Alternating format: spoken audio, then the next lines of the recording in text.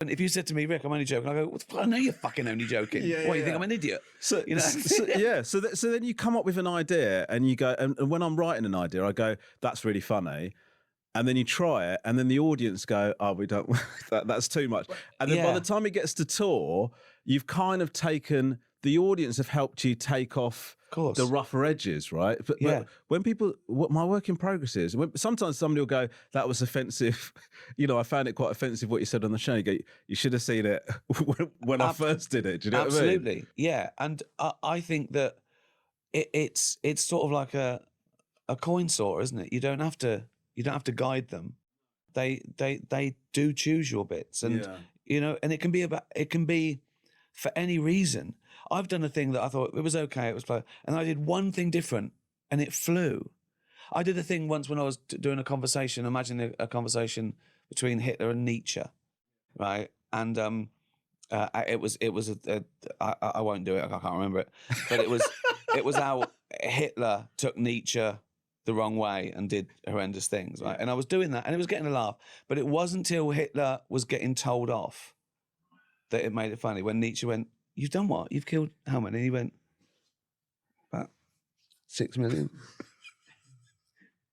And then suddenly Hitler's on the back foot, and they're seeing it. That's the other thing as well.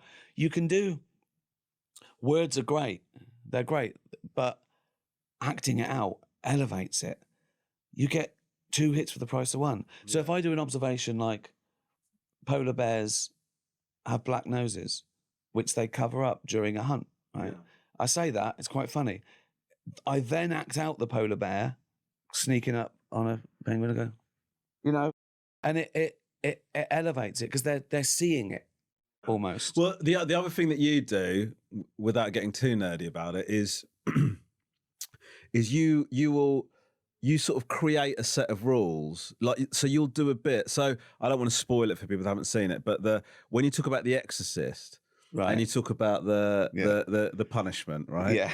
So what you do is you set up the premise of it, and then what you do is you create a set of rules, and then you do almost like, it's like you then do a sketch. Yeah, it's like you've established the rules of what... I become the victim of the rules. And then you go, this is the world, this is what we're assuming, and this is what's going to happen. Yeah. And then you play that out, and then you sort of have a muck around.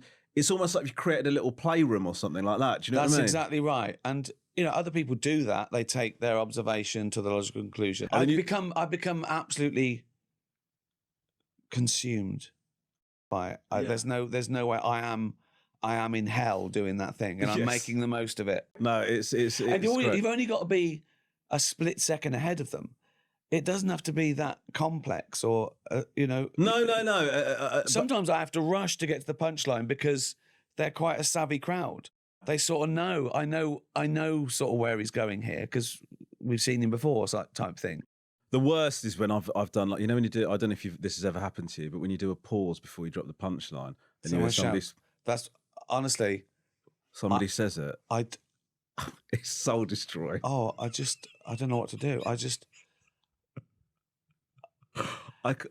think... Oh, if I could make people ill through thought, I would.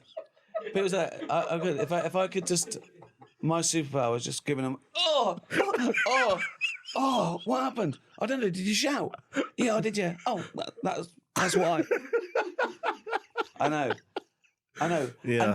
And I don't get heckled. You know, they shout one thing like every 6 months. And it might be nice. We love you, Ricky. Shut the fuck up.